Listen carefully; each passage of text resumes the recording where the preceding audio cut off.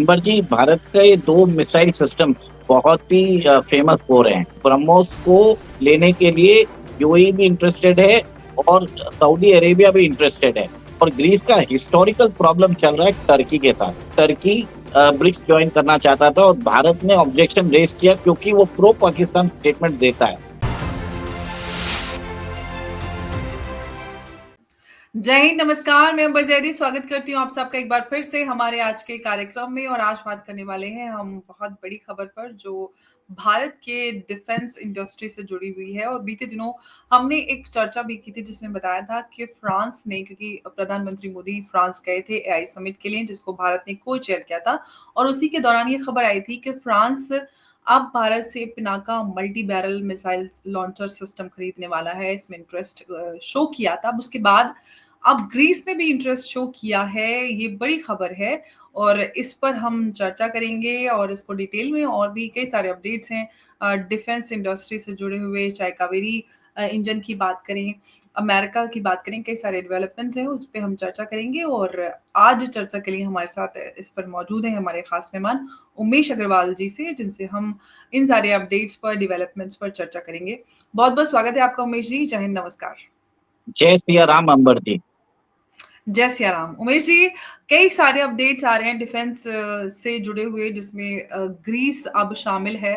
France के बाद भारत का Pinaka multi barrel launcher system खरीदने के लिए इंटरेस्ट शो किया है। अमेरिका भी भारत के जो डिफेंस जो इक्विपमेंट्स हैं उसमें इंटरेस्ट शो कर रहा है। कई सारे डेवलपमेंट्स हैं। किस तरह से देख रहे हैं? बड़ी खबर ये है।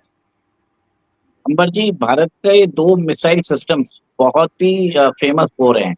एक तो जी, आपने देखा है ब्रह्मोस, जी। जिसमें हमने फिलीपींस को दिया था $375 मिलियन के लिए। उसके बाद बात आई थी कि वियतनाम इंटरेस्टेड है और उसके बाद खबर आई थी कि इंडोनेशिया के राष्ट्रपति प्राबो सुबियांतो रिपब्लिक डे के लिए भारत आए थे। उन्होंने भी इंटरेस्ट शो किया है। इन 3 कंट्री के अलावा अभी यूएई में एक तरह से डिफेंस एक्सहिबिशन लग रहा है। बताया जाता है कि ब्रह्मोस को लेने के लिए यूएई भी इंटरेस्टेड है और सऊदी अरेबिया भी इंटरेस्टेड है। और आपको ये भी मालूम है कि भारत बहुत सारे आर्म्स अपने आर्मीनिया को भेज रहा है। आर्मीनिया के अंदर हम अपना आकाश मिसाइल डिफेंस सिस्टम बेच रहे हैं, Pinaka multi barrel launcher system बेच रहे हैं। और आपने ही बताया था कि कुछ दिन पहले हमने ये न्यूज़ ब्रेक की थी कि France is also interested in buying the Pinaka multi barrel launching rocket launching system. अब बात आ रही है कि ग्रीस भी इंटरेस्टेड है। अब देखिए ग्रीस का सिग्निफिकेंस क्या है? हमने India middle eastern European corridor की बात की थी और यूरोपियन कॉरिडोर में जो लैंडिंग पोर्ट रहेगा यूरोप में, जो फर्स्ट पॉइंट ऑफ कनेक्टिविटी रहेगा वो ग्रीस के पोर्ट्स रहेंगे। तो it's very important that Greece secure the trade routes. और ग्रीस का हिस्टोरिकल प्रॉब्लम चल रहा है टर्की के साथ। और आपको मालूम है टर्की ब्रिक्स जॉइन करना चाहता था और भारत ने ऑब्जेक्शन रेज़ किया क्योंकि वो प्रो पाकिस्तान स्टेटमेंट देता है। इसके कारण भारत ने जो टर्की की जो मेंबरशिप है उसके ऊपर विराम लगा दिया है। और अब देखिए आपने देखा है कि कुछ दिन पहले टर्की के राष्ट्रपति एर्दोगान पाकिस्तान गए थे और वहां पे उनको गर्मजोशी से स्वागत हुआ था। उन्होंने वापस कश्मीर का इश्यू रेज किया। टर्की को ये लगता है कि उसका जो ऑटोमन एम्पायर है वो आज भी रिलेवेंट रखता है। देखिए मैं टर्की के बारे में बता देता हूँ कि बहुत ही अच्छा कंट्री है, उनका टेक्नोलॉजिकल मार्वल्स भी है, उनके जो ड्रोन्स है वो उन्होंने बख्तियार ड्रोन्स उन्होंने बांग्लादेश को दिए हैं और वो एक तरह से बांग्लादेश के साथ डिफेंस एग्रीमेंट भी साइन करने के फिराक में है। पाकिस्तान के साथ तो उनके बहुत ही गहरे संबंध है। उनके बताया जाता है कि 200 इंजीनियर पाकिस्तान के टर्की के एरो डिफेंस सिस्टम में काम कर रहे हैं, ट्रेनिंग ले रहे हैं। और टर्की पाकिस्तान के अंदर खान जो उनका 5th जनरेशन फाइटर एयरक्राफ्ट है, उसकी प्रोडक्शन लाइन तैयार कर रहा है। तो एक तरह से देखिए टर्की और Pakistan are very close allies. मैं आपको ये भी बता देता हूँ कि टर्की और पाकिस्तान के बीच में गहरे संबंध होते जा रहे हैं। टर्की का ज़्यादा संबंध अज़रबैजान के साथ भी है। अज़रबैजान को जितने भी मिलिट्री इक्विपमेंट्स देता है, वो टर्की देता है। भारत आर्मीनिया को दे रहा है। तो वहाँ पे प्रॉब्लम ऑलरेडी मेडिटेरियन में चालू हो गया है जिसमें India and is supplying arms to Armenia. Azerbaijan को आर्म्स सप्लाई कर रहा है टर्की और पाकिस्तान। तो एक तरह से इन तीनों कंट्रीज के बीच में इस्लामिक ब्रदरहुड का एक कॉन्सेप्ट है, जिसके कारण ये एक दूसरे को सपोर्ट कर रहे हैं। अंबर जी, एक चीज नोट करिए, टर्की वही नेशन है जो बार बार यूनाइटेड नेशन में आर्टिकल 370 जो अब्रोगेट किया था, उसके ऊपर इश्यू निकाला था, बार बार हमेशा भारत के अगेंस्ट बोल रहा है। पर अब भारत को लग रहा है कि इनको एक तरह से मजा चखाना जरूरी है। आज हमें स्ट्रेटेजिक होना पड़ेगा। हमें भी टर्की के साथ वही लैंग्वेज में बात करना पड़ेगा जिसमें टर्की समझता है। और ग्रीस का टर्की के साथ बहुत बड़े एक तरह से आप देख लीजिए बॉर्डर डिस्प्यूट चल रहा है। उनका जो मेडिटेरियन में है, बहुत सारे आइलैंड्स में दोनों कंटेस्ट कर रहे हैं। और हुँ, साइप्रस जो कंट्री है, उसका जो नॉर्दर्न पार्ट है, टर्की ने उसको कब्जा करके रखा है, क्योंकि जो नॉर्दर्न पार्ट है it is a Muslim dominated, जो सदर्न पार्ट है साइप्रस का, it is Christian dominated. So some sort of problem चल ही रहा है। और ग्रीस को भी नजर आ गया है कि हमें अपना डिफेंस बढ़ाने की जरूरत है, क्योंकि ट्रेड रूट्स को सिक्योर करना है। हुँ, टर्की का कोई भरोसा नहीं है।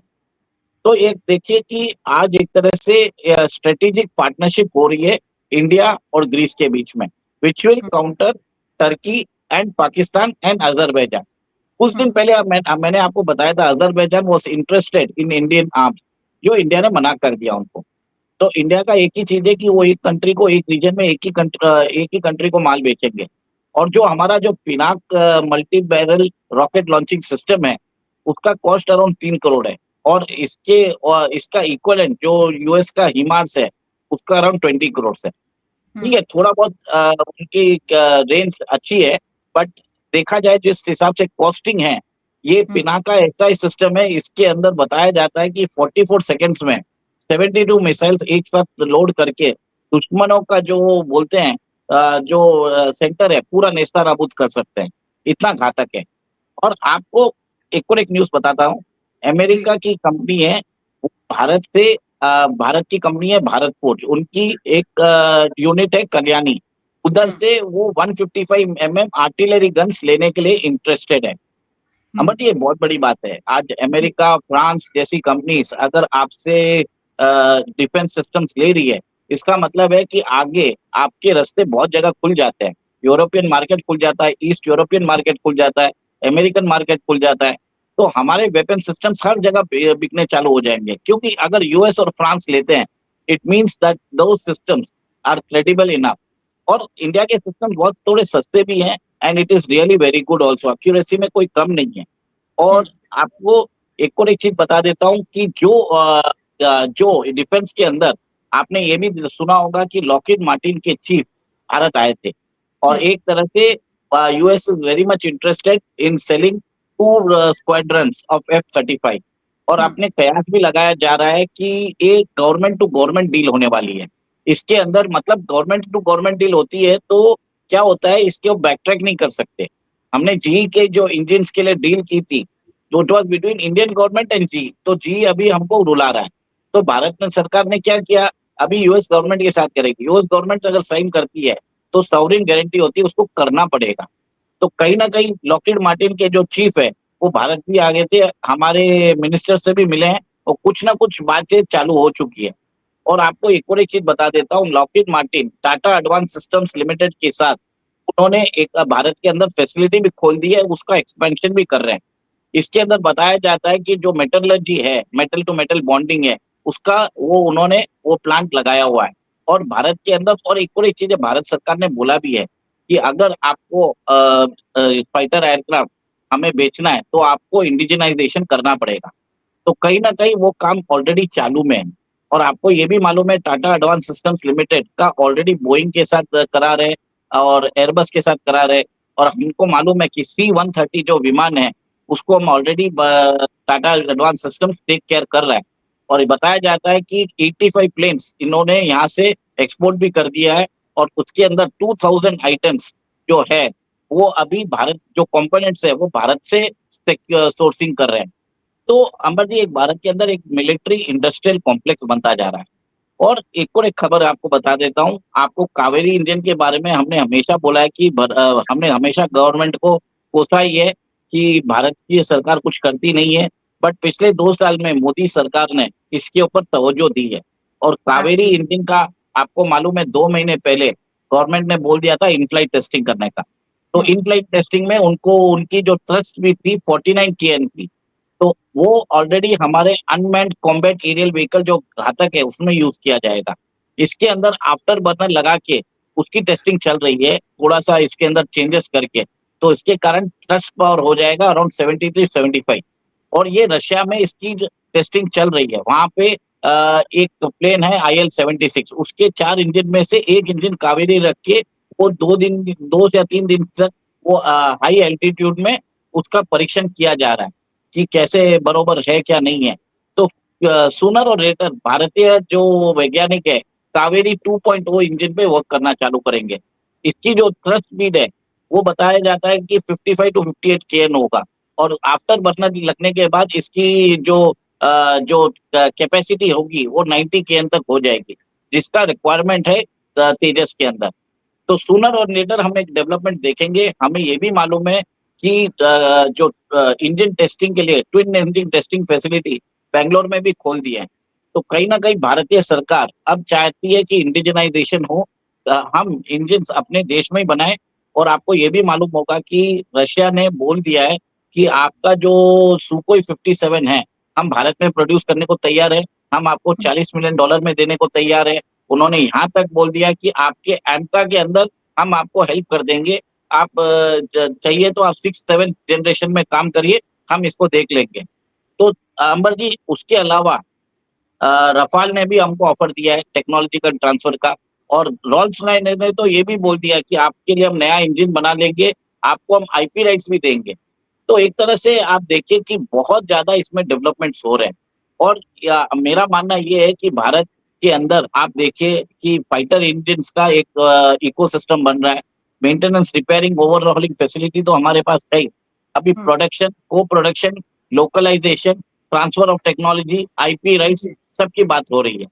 तो ये एक बिल्कुल। बहुत बड़ी बात है और एक बहुत बड़ा चीज़ हो रहा है डिफेंस डेवलपमेंट्स में, जिसमें हुँ, जो इंडियन वेपन सिस्टम्स हैं, वो सिर्फ़ कहीं पे छोटे-मोटे देश में नहीं ले रहे, इनफैक्ट फ्रांस और अमेरिका भी उसके ऊपर अब लेने को तैयार हो गया है। और आपको मालूम है कि मोदी जी गए थे अभी यूएस, तब उन्होंने defence reciprocal procurement agreement sign किया है। और उन्होंने वहाँ पे कॉम्पैक्ट करके भी एग्रीमेंट साइन किया, जिसका फुल फॉर्म है catalysing of military equipments for accelerated technological development. तो एक तरह से भारत के अंदर एक तरह से एक मिलिट्री इंडस्ट्रियल कॉम्प्लेक्स बन रहा है। इसके हुँ, अंदर फ्रांस भी रेडी है, आपने देखा है कि अमेरिका भी रेडी है, रशिया भी रेडी है। अब आप सोचिए तीनों कंट्रीज़ के अगर अमेरिकन उनके मिलिट्री इंडस्ट्रियल कॉम्प्लेक्स भारत में बनना चालू होगा और यहाँ से एक्सपोर्ट्स होगा, तो India will become one of the hub for defence exports and to cater the uh, needs of the western nations from India. देखिए अभी क्या हो सकता है कि छोटे-मोटे जो काम होते हैं, जैसे मेटलर्जी का होता है, थोड़े कंपोनेंट्स होते हैं, वही काम मिलेगा। पर हुँ, भारत ऐसा नहीं है कि चुपचाप बैठा हुआ है। ओके, आपने ये भी देखा है कि भारत अभी कुछ समय में भारत भी के पास भी सारी टेक्नोलॉजी आ जाएगी। तो टेक्नोलॉजी चेन में आगे भी बढ़ रहा है।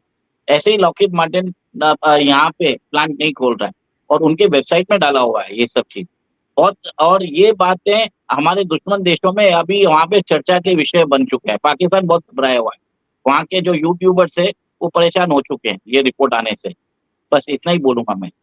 बिल्कुल और इनफैक्ट वहाँ के लोग तो बोलते हैं कि इंडियंस खामखा खुश हो रहे हैं, ऐसा कुछ नहीं होने वाला है, ऐसा कुछ नहीं होने वाला है। तो इस बात पे मैं कहना चाहती हूँ कि दिल के बहलाने को गालिब ये ख़याल अच्छा है। भारत और अमेरिका की बात करें या फिर और जो देश हैं उनके साथ भारत के रिश्ते बेहतर हो रहे हैं। भारत की जो अहमियत है, वो दुनिया भर में अलग-अलग जो ताकतवर देश हैं, वो पहचान रहे हैं और रिश्तों में बड़ा गहराव आता जा रहा है। तो ऐसे में पाकिस्तान क्या ही कर सकता है सिवाय ये कहने के ऐसा कुछ नहीं हो रहा है, सिवाय कि हम लोग सेलिब्रेट कर रहे हैं, गोदी मीडिया सेलिब्रेट कर रही है, आरएसएस वाले सेलिब्रेट कर रहे हैं, या आरएसएस मीडिया, गोदी मीडिया पता नहीं क्या-क्या लोग कमेंट्स करते हैं, इनफैक्ट कमेंट्स भी देखिए, आते हैं, हम चर्चा मैं करते हैं। मैं आपको एक चीज़ बताता हूँ, पाकिस्तान की हालत ऐसी खराब है कि वहाँ के फाइनेंस मिनिस्टर, जिनका नाम औरंगज़ेब है, उन्होंने हुँ, बोल दिया पाकिस्तान पे कोई विश्वास ही नहीं करता। Nobody is giving them the loans.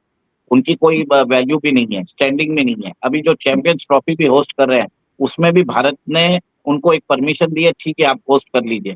पर हुँ, भारत की टीम ने उधर नहीं गए और आपने देखा ही है कि कैसे पाकिस्तान में स्थितियां बिगड़ रही है।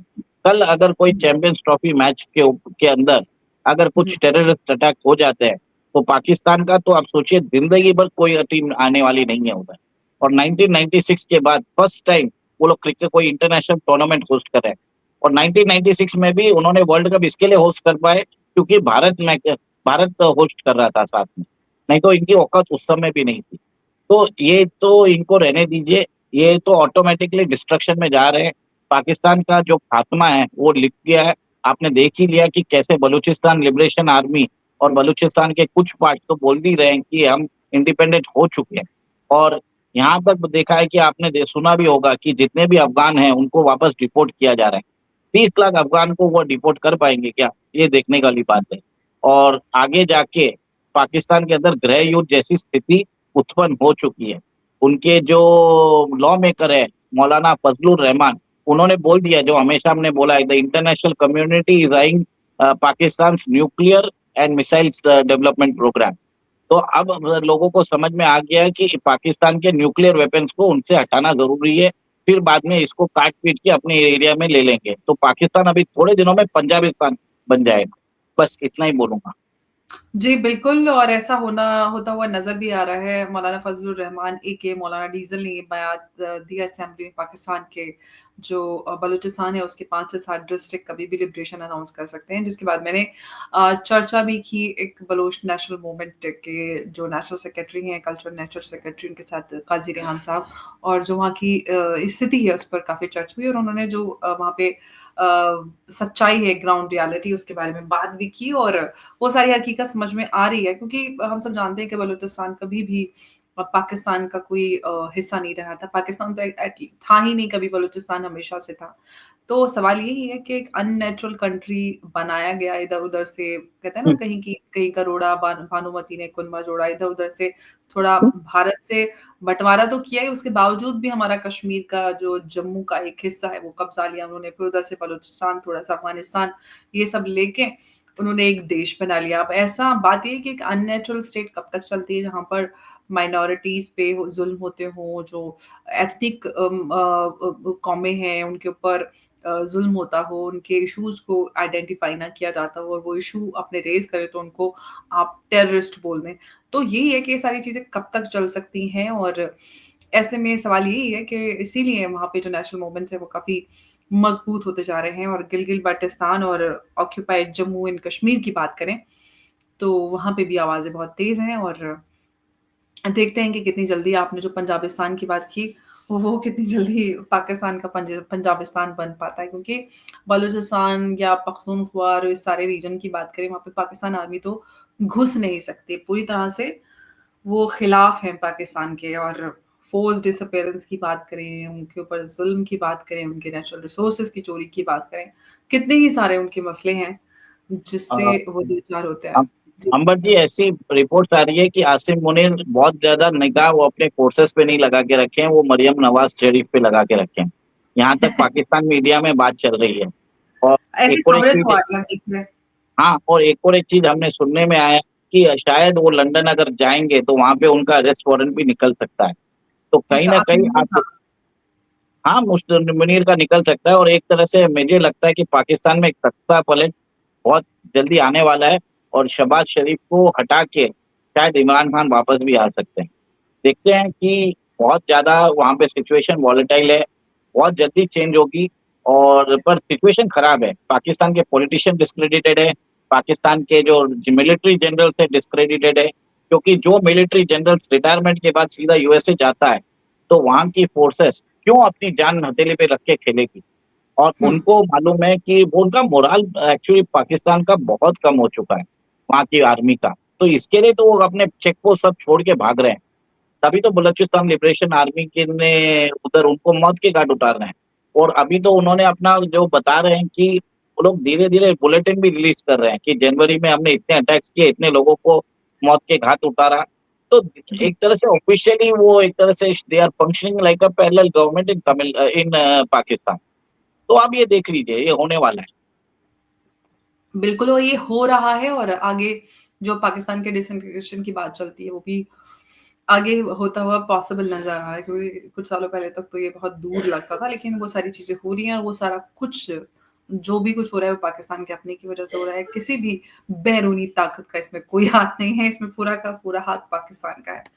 तो अब जो स्थिति है उसके लिए पूरी तरह से पाकिस्तान एडमिनिस्ट्रेशन ज़िम्मेदार है, पाकिस्तान सरकार जो भी नाम दें, क्योंकि कई सारे नामों से उनको जाना जाता है। उमेश जी, बहुत-बहुत धन्यवाद आपका हमारे साथ आज की चर्चा में जुड़ने के लिए। जय सिया राम। जय हिंद, नमस्कार, जय सिया राम।